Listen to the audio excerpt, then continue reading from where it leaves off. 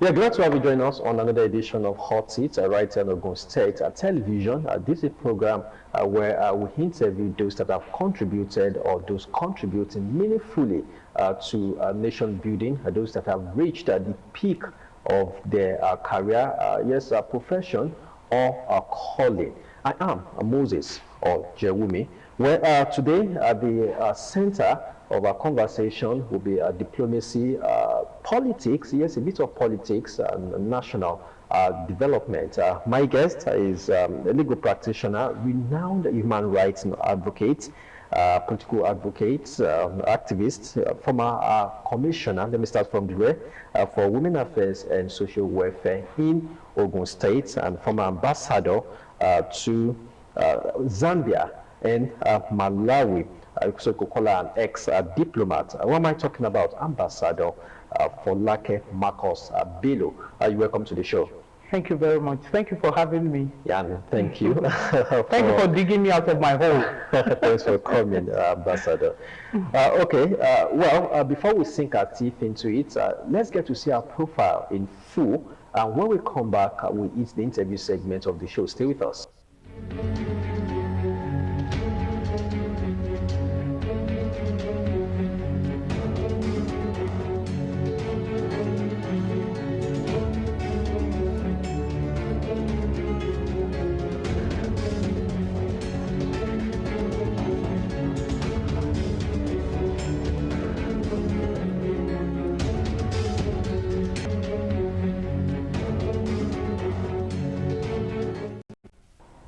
And that was the profile of my guest today, Ambassador Folake Bello. So, yes, thanks for coming once again. Yeah, let's start with your ambassadorial appointment, former Nigerian ambassador to Zambia and Malawi. Did you see that coming? Because I know you are not a career ambassador, so to say. I think you are a non-career nominee. Then you proceeded to representing your country, Nigeria, in Zambia and Malawi. Was this something you set out to do? Did you see it coming? Did you envisage? Did you plan for it? I'll tell you something that's interesting. You have to be careful of what comes out of your mouth and what you say to yourself. I'll take you back to 1983 when I graduated from the famous, greatest University of Ibadan. And post-youth corps, I really wanted to be an ambassador. And I pleaded and I begged and I tried to get into the civil service so I can work in the foreign affairs department. And I got a footing. But love has a way of breaking even the strongest of us. The person I was married to then was out of the country, and he said, look, I've been out of Nigeria for so long. If you are now going to get into foreign affairs and then they have to be moving you all over the place, you can forget the relationship. So I immediately, for love's sake, abandoned that. But my initial dream as a young graduate was to rise up to be an ambassador. And look at my life. So many decades down the line, I still got to be an ambassador. So to say I saw it coming, no, I didn't. So now as a non-career ambassador, because I've had people say, oh, these ambassadorial lists should be for technocrats, should be for the career ambassadors. We don't need politicians in this, because I would say, yes, you were into politics, you are still a politician anyway. Yes. So what challenges do you face, or what will you say to those critics that say politicians should not be made ambassadors? It's irate nonsense. It's stupidity on their part. And you see, for you to say some are career, some are non-career, an ambassador is the personal representative of the president. You understand me? And because you're a politician, we also need to clean that out. Because you're a politician doesn't mean that you're stupid, unlettered, uneducated, not classy. You understand? I find it incredible in this country that people will say, she's a politician. But they wish that they were in your shoes and they wish for a position in government. So most people are coming into politics, most, not all, especially nowadays, most people are coming into politics with a lot of experience. I started my political career in 1981 as an undergraduate of the University of Ibadan. And I'm proud to tell you that from primary school, in primary school I was labor prefect. In secondary school, I was labor prefect. At the university, I was vice president of Students' Union. So I didn't start my political journey as just, she became a politician. I've had my experiences of being there and not being there, doing this and not doing that. At that age, I was on boards at the University of Ibadan representing the students. I had 33,000 followers at the university with my president. Some will say that's at the macro or micro level. There's nothing like micro and macro. If you can be governor of a state, you can be president of a country. If you can run your home properly, if you're a man or a woman that can run your home properly, it's all management of resources, of people, of businesses, of lives. So there's nothing like micro and macro. My first degree is in political science, and in political science, we know the first thing is you wake up every day, the decisions you take every day or make every day on a daily basis are all politics. Why am I wearing purple? Why should I wear blue shoes? Because you have other things at the back of your mind. Perhaps I'm going to visit royalty. Perhaps I know purple will show more on TV. Why are you wearing a suit? Oh, I need to wear a suit because this is what is needed for my job. So every decision you make and take on a daily basis, on a minute by minute basis, is politics. So most of these ambassadors are coming with a lot of experience. I would even say, if I become president of this country, I will not even give career ambassadors a lot of space. I'll tell you why. I will make them deputy ambassadors.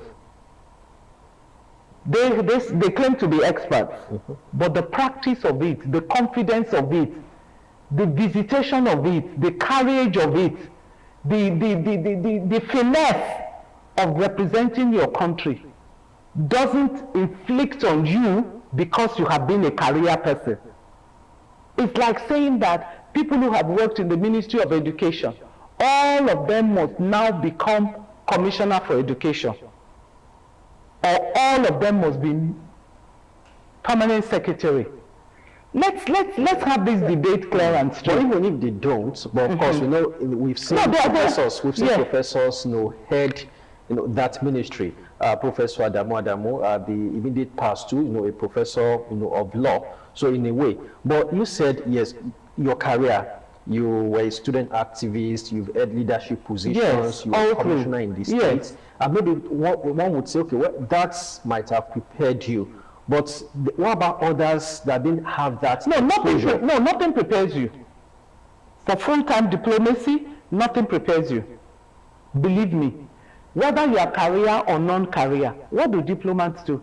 We look after the interest of our country in another country. You never know what's going to happen. What do we do? Oh, I hear the Queen of England is ill. You send the message home, so Nigeria can know what to do. Oh, I've just heard that she's dead. You send a message home, or they send you an official message which you relate to your president. You quickly have to get the permission of Foreign Affairs to put something together. Diplomacy is so versatile. But that's what some people studied in the university. They are even saying career ambassadors, for instance. Yes, that's what they have been doing. No. Career, no. Let me tell you. Let's get it straight. When you say career ambassadors, you mean people who have been in the Ministry of Foreign Affairs and who then become ambassadors. Yes. You understand? I'll give you a great example. I'm sure, I hope you know Professor Folake Akinyemi. Yes, I know. He was our Foreign Affairs Minister of Nigeria. He was where some states are not represented because there's somebody from that state that is currently serving. So I need to be told. I always have a different view, and I always like to be clear, because as an activist, when I hear this, I check it, I study it, and I fight. I don't look back. So now, as an ambassador, because I believe an ambassador will be It's an for ambassador. life, beautiful So life. I wouldn't want to say for my No, no. ambassador. The president recalled them in 2023. Now, this is 2025. He just sent the list to the Senate. Why did it take this long? Is it so expensive to put up this structure, to put ambassadors in every country where we have bilateral relations? And do you think him coming up with the list now has a hand of Trump in it? Trump threatened the other time, and some critics said, oh, it's because we don't have an ambassador. There's no ambassador in the United States that could have sat down with Trump to say, oh, it's not like you think, there's no Christian genocide, these are the facts. Well, when you are the head of a place, you have to be very careful. And you have to have what they call your wits about you. I think the president made a big mistake, a big error of not sending out ambassadors immediately, or retaining the ones that were there until he found his feet. I'll explain. There are certain there's a certain accessibility an ambassador has. Don't look at an ambassador as ambassador. No. Out of the country where you serve, you can look at them as ambassador, but where they go to serve, they are presidents. And so there are privileges, there are places that they can access where ordinary mortals cannot access. And it's reciprocal. Let us take the current issue of genocide in Nigeria, Christian and Muslim. I was in the States, I was in New York when that broke. And I had friends who came, they said they're killing all Christians in Nigeria. And I said, Nigerians are being killed, whether they are Christians or Muslims. Maybe you hear more about the Christians, but Nigeria needs help. It's not only a religious thing. It is life. We are being kidnapped, we are being killed, people are being, all sorts of things are going on. Maybe more for the Christians, but we need help as Nigerians. If we had an ambassador in Washington, D.C., Mr. Trump, the President of the United States, would have summoned our ambassador. When there's a crisis, presidents don't go making pronouncements. They speak to the ambassador first. They send for the ambassador. But Trump doesn't really follow procedures, because he said he was in the plane and he just saw Fox News reporting this genocide and he tweeted. So we've seen a president that doesn't follow procedures. Mr. Trump is one president out of over 200 and something nations of the world. So we're just using him as an example. He may not be the norm, but I'm telling you that the norm would have been for, at that point, if we had an ambassador who had a presence, not my word, we have ambassadors who have a presence. We have senators who have a presence. What do we have? Members of the House of Assembly, we have members who have a presence. Members who will speak, who are known, who are respected. If Nigeria had a present ambassador who had a presence, the first thought that would come to Mr. Trump's mind would be, can you, even if he tweets, he will follow it up with, can you ask the Foreign Affairs Minister to get in touch with the Nigerian ambassador and arrange a meeting, or let the Foreign Affairs call up the president, the ambassador of Nigeria, and have a meeting with him. That's the way diplomacy works. But when there's a lacuna, when there's a vacuum, when there's nobody there, nations will talk to you anyhow. Nations will deal with you anyhow. Mr. Trump is talking, that's what we know. What about Nigerians that are languishing in jail? What about Nigerians that are all over the place who are fatherless and motherless because they don't have ambassadors to talk for? So are you in full agreement? Are you in total agreement with this list, or do you have reservations? If you have reservations, what are reservations? Hot seat. I don't have any reservation, and I'll tell you why. It sounds crazy, and I'll tell you why. I have no reservation because we don't know the mind of the president yet. We don't know what he's trying to do. People just don't wait before they leap.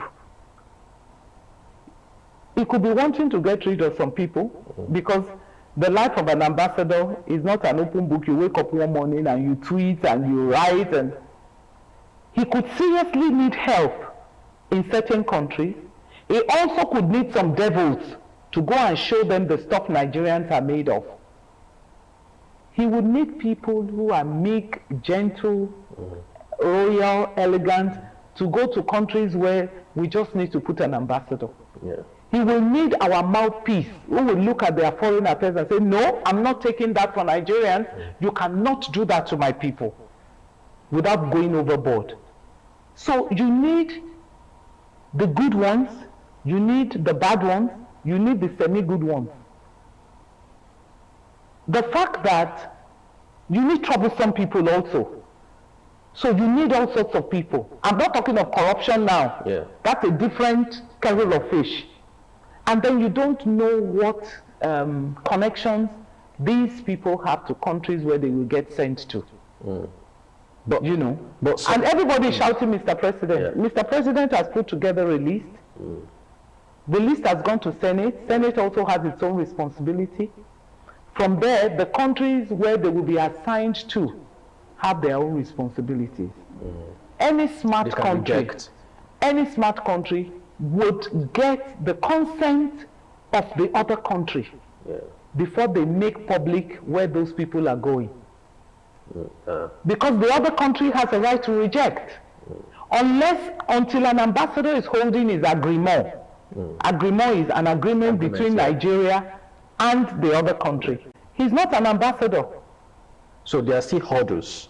A lot of hurdles. But some nominees have been linked with past controversies, integrity issues, which according to critics could undermine diplomatic credibility abroad. I mean, I've seen ambassadorial lists, but for the first time I'm seeing it's as if we have too many politicians in that list, and those with checkered history. It's up to the country they're going to. If the president has passed them, our Senate has passed them, it's up to the country where they're going to reject them. You understand? Yeah. I'm just going to play the devil's advocate here and say, let's take somebody like Showore. Let's say Showore's name comes up on the list to become an ambassador. Some Nigerians are going to love him. Some Nigerians are going to hate it. Some Nigerians are going to hate him for accepting the position. Some countries are going to welcome him with an open arm. Some countries may reject him. Tell me who has walked the face of this earth that has not been criticized, whether publicly or privately. Well, I mean, this time I'm talking about past. Even Jesus Christ. Even Jesus Christ. EFCC cases, allegations about corruption. You used the word. You said allegation. Yes, I'm going to keep repeating to you. I'm not defending anybody because I'm in APC. I'm not in APC. I'm just a practical, down-to-earth person who gives other people a lot of chances and who believes that we can compete without destroying each other. Who knows the mind of Tinubu? Why did he choose somebody could be chosen because he can speak a particular language. But there's also an inclusion of Senator Adamu Gabal Tamban from Yobe, who reportedly died in July. So would you say maybe those getting these people didn't do their due diligence, or why this omission? Mistakes happen. Even in our conversation here, you can make a mistake, I can make a mistake. Mistakes happen in the US, mistakes happen everywhere.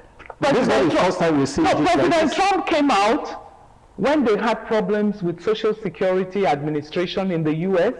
He said people who have died decades ago are still on the list of Social Security. Corruption may be very bad in Nigeria, but bear it in mind, we're not the baddest. And all these countries that you also look up to have their own corrupt practices too. It's just that we have a free press, which I love. We have freedom of information, which I respect. Well, that's relative. Yeah, it's relative. It's relative. It's relative because then we get to hear a lot of things.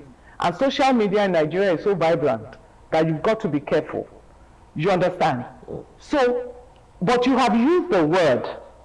When it comes to certain level of diplomacy or of governance, if it is an allegation, right, you cannot conclude on it. Yeah, sure. You are not condemned until you are proven guilty. That doesn't mean that these people did not do what they claim that they have done. But if they have not caught them by the wrist, and they have only caught them by the elbow, and they have escaped. A lot of stories fly around about President Bola Tinubu, so much so that we don't even know what to believe. A lot of stories are flown around concerning Governor Adeleke, concerning Governor Makinde, concerning Senate President, concerning me. You understand? So if it remains an allegation, what I will expect the Nigerian public to do, which is the right which they have, if they are aggrieved about any of these names and they have concrete evidence in their hands, they have a right to go to court. I'm going to take one of the people that they're talking about, Ambassador Ayodele Oke. He's one of the finest. I had the pleasure of receiving him twice in Zambia when he worked at the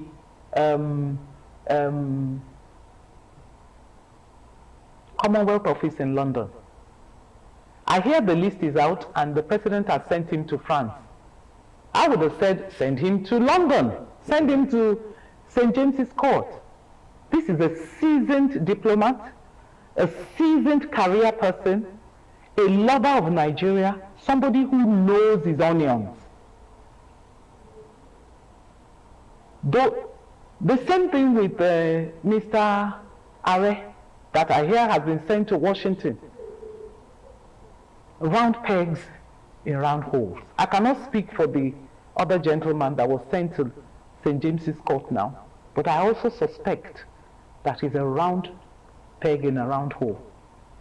Diplomacy doesn't have to do with love. It is who do we need that we know has a foot in the door.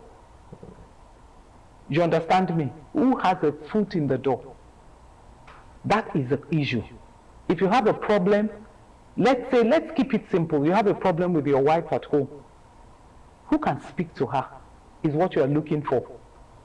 She's left me. Who can bring her back? Yeah. That's diplomacy. You are not just going to call on anybody. Go and talk to her. You will look for who does she listen to, who can get into her heart, who can bring her back. That is diplomacy. And the critics that would say it seems those that are quite loyal to the president, they put them in that list, including Reno Mokri, who used to criticize the president destructively then, and now he's turned a new leaf. And so it's looked like a rewarding system to you, it looks like a rewarding system. It could be a way of getting rid of a nuisance. No. Because Reno Mokri has actually been supporting. It could be a way of getting rid of a nuisance. Look me in the eye and write it down. Let's see which country is going to. And let us see in the next 6 months, 1 year, after he gets his agreement, how relevant he's going to be when he comes back. Well, you did say at the other time that for some politicians, getting an ambassadorial, getting to that list could be a political death warrant. I'm trying to get that. A political death sentence. Yeah, a political death sentence. Why did you say that? Because some will say, okay, you were a politician and you got into that list and you were posted to Zambia and Malawi. So definitely not a political death sentence, for you. So why would Oh, don't say that. That's what I keep telling you. There's a lot of assumption. Let me tell you. When I left Nigeria, we had APC and PDP at the forefront. I was a member of PDP, and I'm associated with a group of PDP, and the governance of Ogun State was PDP. Halfway through my tenure up there, then they had APC, PDP, PPN. PDP divided into PPN and PDP. You understand? By the time I got back, I didn't know which one I belonged to. Is it PDP or PPN? The people I'm close to were in PPN. You understand? Yeah. I stayed back. I didn't understand it anymore. I took a leave of absence and ran to stay in America to rest, to cool my head and replan my strategy. For the 2023 elections, I wanted to come back. There's been further fractions. APC, another one was started by Senator Ibikunle Amosu. Then there was PPN, then there was PDP, then there was a lot of people had moved from PDP to APC, no, from PDP to APC. People have moved from APC to, there were some other smaller parties. PRP. If I were here, I would have followed that movement. I would have followed that trajectory. So I just did this. Right now, what have I decided to do? I'm staying put in PDP. You've been in PDP all your life? All my life, and I'm not going, even if it crashes, let it crash on my head. I mean, what kind of loyalty is that? We've seen governors, PDP governors, defect to APC. Even those that have not defected, they are taught, for example, Plateau State, for instance, that Muftrang will defect. Delta is APC. What are they looking for? Is APC. Taraba, I think, is APC. So I should ask. I should ask you. You're a politician. So I should ask you, what do you think they are looking for? I'm asking you as a member of the public. Well, if you know what they are looking for, I'm also trying to find out what they're looking for. Because, listen, where we copied diplomacy from, we started with the British, who are our colonial masters. Yeah. They have two parties, right? They have other parties, Green Party, Now, halfway through, I think it was Obasanjo who introduced us to the presidential system of governance. In America, how many parties are prominent? Republican, Democratic, and Independent. But it's Republican. And you will hardly find anybody jump from Democratic to Republican to Independent to, what are they looking for? What are Nigerians looking for? We're looking for good governance. 1 in every 4 Africans is a Nigerian, right? If 1 in every 4 is a Nigerian, that is 25% of Africa. Yeah. But there's no criminal. Are you with me? No criminal that they catch who will not tell you I'm a Nigerian, because we have already been labeled as criminals, as scammers, as 419ers, as useless people. So you think this most people is false? Not only is it false, but most black Africans hold Nigerian passports. most non-Nigerians who are criminals hold. I'm not speaking that there are no criminals in Nigeria. Of course, there are criminals.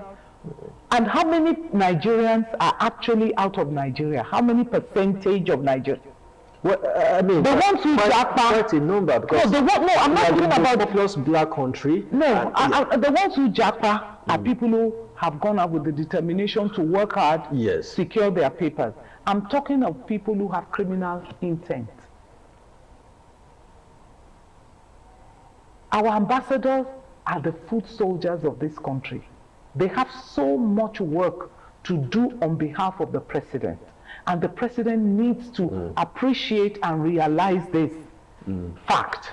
Well, if what you said was anything to go by, but how come the ambassadors allowed this to fester? Like you said, that they inherited it. Some of these criminals, they inherited it. Nigerians. When I was ambassador, if they catch anybody and we get a report, either on television or it was brought to the attention of the embassy, I personally interviewed the person involved. I personally visited prisons to ascertain. When they tell me 20 Nigerians are in prison, I personally went.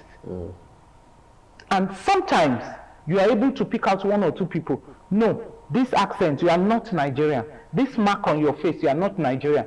Tell me what part of Nigeria you are from. We've had people who came, impregnated women in Zambia and ran away. And the women came to say, we are dumping the babies on you. I will take my time to interview and check. Most of the time, they're either from Togo or Nigeria or Ghana or some other place. So the work is so much. But are we not also at fault? The fact that, okay, where are the records? No, we are at fault. Where's the database? No, we are at fault. We are at fault. So you can only, our immigration. You can only profile, you look at the face, look at the accent, I say this may not be a, but there may not be empirical facts. No, the empirical, sadly, the empirical facts they are holding make them genuine Nigerians. You understand? Let's take somebody from our brother country who has lived in Abeokuta for so long. How can you tell? They are Yorubas. So our documentation, we have internal problems which external interests like our ambassadors should help us to dampen. I'm not saying they're going to be able to do everything, but they will dampen it. I'll give you an example. I was in New York. They said, oh, we hear they are killing all Christians. I said, they are killing Nigerians. The people around me were shocked. I said, I'm a Christian. They happen to have access to churches and they go kill Christians. But they are also killing non-Christians. They're killing atheists. They're killing Christians. They're killing Muslims. They're killing us. When they want to kidnap you, they don't ask, are you Christian? Come and help. If you're able to help Nigeria, come and help us because you want to help Nigerians, not because you want to help Christians. Okay, well, our time is fast spent. Really? Ambassador, we are close to an hour, and now which I could go on. But the other, issues I need to first let's clear this PDP, because I feel like PDP is sinking. So how do we want to be in that ship that is sinking? Where's the hope, for PDP? There seems to be a Wiki problem. It's as if it's Seyi Makinde versus Wiki. PDP has been factionalized. So which faction do you belong? And how would the, I don't know, a lot of problems for your party. It's sinking, but I will be the last woman standing. So you have to jump out of the ship. When you jump out of the ship, I'll sink with it. Then I'll retire. Because if all of us have this attitude of standing up to solve our problem, whether at party level, democracy is politicking. Everybody's looking for, it's like wrestling. Or boxing, everybody's looking for that technicality to knock out the other person. So I have nothing against anybody. I have nothing against Wike. If Wike can outsmart all of them, so be it. Yeah, he's holding your party by the jugular. No, he's not holding the party. No. He believes he's holding the party by the jugular. And he also believes that he's a one-man army. Everybody's fighting for power. Yes. Everybody's fighting for position. Look at what has happened in Osun. Overnight, we heard that Governor Adeleke resigned from PDP. Yeah. And where's he And going? people were saying, they said he was going to accord. People were saying that, oh, it's a tactic so that they will not hold the primaries. They held it without him. Another person has emerged. He could have been pushed out for this other person to emerge. Politics is such an interesting thing. Wike is playing the devil's advocate. He's one leg in APC, yes. He's one leg in PDP. If everybody had stood up, what Wike wants them to do is what they are doing. He wanted to empty out PDP. In their greed, in their thoughtlessness, they all now emptied out into APC. Now Wike is laughing, saying, oh, when I said I was going to APC, I was going to help President Tinubu, all of you were laughing at me. Now all of you have emptied out and followed me. But don't count me in. This woman is going to stay here. Regardless. I'm going to stay in PDP regardless. Whatever happens to PDP, it's fine. That is, for me, that is the voice of integrity. That is the voice I was raised with. What am I looking for in politics? I'm looking for to help people, to help my people. So if at the end of the day the people say we don't want you, then I stay. But if Mr. President, let's say, gives you an appointment now, will you take it? Is taking it, does it translate into being in APC? Because that's what Wike is saying, that even though I'm a minister, in an APC. Two things. If Mr. President gives me an appointment, two things will happen. It depends on what the appointment is. And that is not arrogance. It's a matter of contentment. It has to be what I know I have capacity to deliver on. Are you with me? It's what I know I can produce a legacy on. I'm not just going to take an appointment because, oh, now I'm in government. It has to be something that I have capacity for. And secondly, it has to be an appointment given to me as a member of PDP. I'm not going to APC. So which faction do you belong now? Because it seems we now have Wike, PDP has been factionalized. I just came back. I know the people I support. I know the candidates I support. I'm not even looking at national yet. I'm standing. Because fighting at the national, they will fight until the next election. What am I able to do for the people around me in my state in particular? What do I believe can happen to the people in my state? Well, Ambassador, let's talk about diplomacy, Yes. really. Which direction should it go? We are not fully with BRICS, but I think we are the non-allied member. It's as if it's BRICS versus United States. Trump is frowning at the members and saying there'll be more sanctions for them. There's Russia versus US, China versus US. And some would say we've seen presidents visit those countries that are not really in alignment with the United States. So now that the ambassadors are coming in, what do you want to see in our foreign policy? Where's the way to go? Trump called us a disgraced country. Okay. I think the best answer for that will be a Yoruba proverb.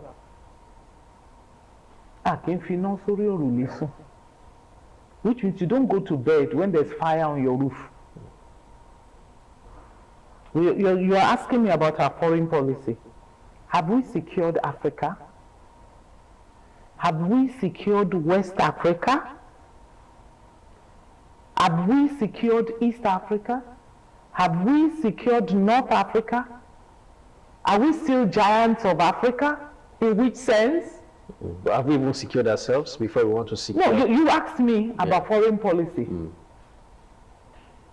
Have we sorted out our problems? But you cannot live in isolation. So foreign policy is important. What is Nigeria's contribution to Africa now? Look at the time of Obasanjo. Look at the time of General Gowon. Look at the time of, those two gentlemen I recall. When the people like Joe Gaba were those ones career ambassadors who represented us well in their starched uniform. And in other areas, not only in military, when diplomacy was diplomacy. Let us secure Africa. Let us be, if Nigeria puts anything forward now at the AU for a vote, do we win? But let us secure Africa and get back to our respected position. Given the foiled coup in Benin, we saw how the president dispatched, military, maybe to put certain things, in place. Will you say it's also a way of flexing our muscle? Oh, sure. I have been to close to 40 countries of Africa, and Nigeria is king. No matter what anybody says, our level of confidence is intimidating. Our fashion is intimidating. The way we speak is intimidating. Our entrepreneurial spirit is intimidating. All over Africa now, slow and steady and surely, our fashion is creeping in. We are the sleeping giant. We are snoring. We need somebody to wake us up. Africa is waiting for us. Most countries will tell you, once Nigeria gets it right, Africa gets it right. Can you imagine a Nigeria that is standing in Africa like the United States is standing in the Western world? The Western world will shake. We have the brain, we have the human capacity, we have the people. So we should be sick and tired of fighting of APC, PDP, this one. No. Okay, well, the president must always look for the best people who can help him run Nigeria. I wish him the very best with this list. I hope the people he sends out might have the energy to match the countries to which they have been sent, and they can do the work he has asked them to do. Well, fingers crossed. We are quite interested in who will be sent to United States. I hear Mr. Are has been sent to the United States. Wow, and France too. It seems that's taken. Yes, those are. I can vouch for them. But you were in Malawi and Zambia. Yes. And when you look at those countries, they are not the very big countries. They are not the very prosperous, countries. Was that really eventful? Very eventful. It depends on the ambassador, I tell you. It depends on who gets sent where. The ambassador of a country has a huge role to play. The first thing I did when I got there, to show strength, I dealt with the ambassador of a particular country. Which country? When you no, it's undiplomatic. When you become, how did you do? That's what I want to tell you. When you become an ambassador and you are waiting, you have been accredited, but you're waiting for certain documentation from Foreign Affairs, you can go around to visit individual ambassadors in their chancery to introduce yourself. They want to know who you are, what you have done, what degrees you have. Just familiarize. And they will give you an appointment to come. So I go to this certain mission. She also wanted to flex.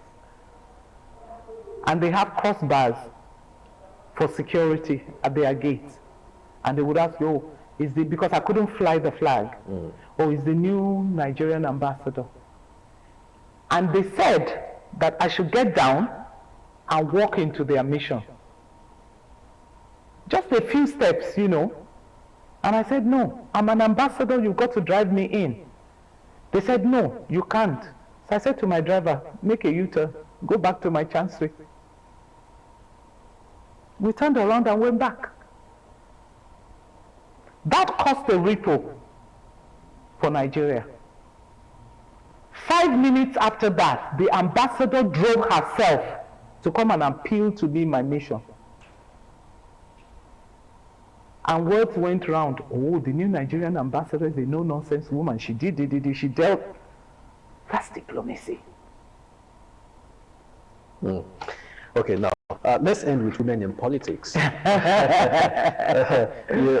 one of the women in politics. I mean, that's let's say the pinnacle now. But you've done well, in a way. Thank you. But there are calls for more representation of women, because when you go to political rallies, they are the ones singing, they are the ones dancing. When it comes to appointments, even when you check the Senate, it's dominated by men. Take the House of Representatives. I think in 8th Assembly or the 9th, we even had more women than we have now. Yes. So, and some say, should we just give women positions because they are women, or should they fight for it, just like men? Well, in a normal setting, we should be able to fight for it. But Nigeria is an unusual setting. You understand me? I am an advocate of the same head is what we have. But they say you don't break the law, you bend it. In Nigeria, it appears we have to bend the head. The first thing is finances. How many women have the financial capacity to go into politics? Even leave corruption out. Politics is not cheap. Is it transportation? Look at it from any clime, whether in England or America or anywhere. Politics and campaigning, getting into office is not cheap. So how many women have such financial muscles? That's one. How many women have the thick skin that is required to go into politics? Thick skin. There's nothing I've not been labeled as. I went to have breakfast with the first-class king in Ogun State one time.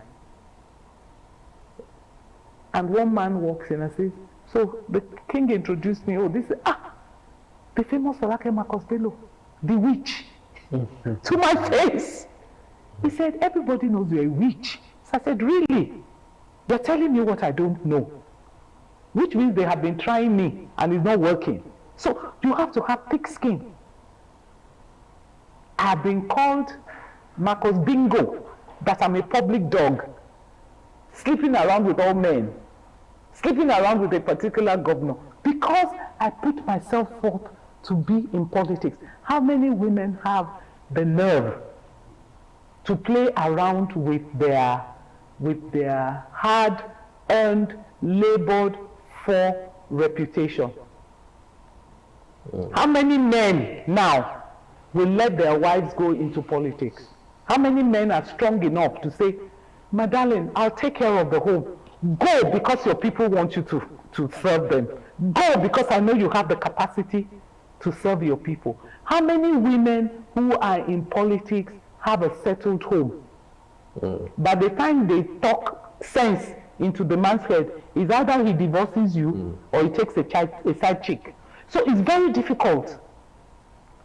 People quickly use Rwanda as an example, but you've forgotten that Rwanda was in war. Most of the men have been killed. How many men, political men, are willing to support political women? You understand? There's the tag of a strong woman. Once you're a strong woman, everybody runs away from you. Well, and all that. But what about the murky waters? I mean, how did you navigate all of that? Because like they say in local parlance that politics is dirty. Politics is dirty, but you can clean up your own water a little bit. You need luck, because you can work so hard and not even be given a chance to have your voice heard. Because there are so many people. Because there are so many people. Yeah. Not only because there are so many people, just luck. You have to be at the right place at the right time. Politics is like anything else. You need somebody to lift you up. Like a godfather? I won't call them godfather, maybe godfathers and godmothers. But you need to understudy somebody. You can't wake up in your house and say, I want to be a politician, I'm going to the top. No. You have to ride on someone's back. You have to ride on someone's back, but not necessarily become an appendage or listen to them to the point of death. But you know the way it is, someone has supported you, now you have it, you have to do the person's bidding. Failure to do Not all the time. It has played out in several places, yeah, but not all the time. There are godfathers and godmothers here who have helped and taken their hands off the pie. Wow. Well, so thank you very much. You told me it was a hot seat, but the boiling seat. Our time is really fast spent. We have to go now. I promised you 50 minutes, but this is more than it. So pardon me for that. Yes, no problem. Yeah, she's been a guest, Ambassador Folake Marcus Bello, an ex-diplomat, a former Nigerian ambassador to Zambia and Malawi, and interestingly, former commissioner for women affairs and social welfare in Ogun State. Yes, he's an indigene of Ogun State. So thank you so much. Thank you very much for having me. You laid it all bare. And I'm sure our viewers have also enjoyed every bit of it. So till next week when we come your way again, I say to you, bye for now.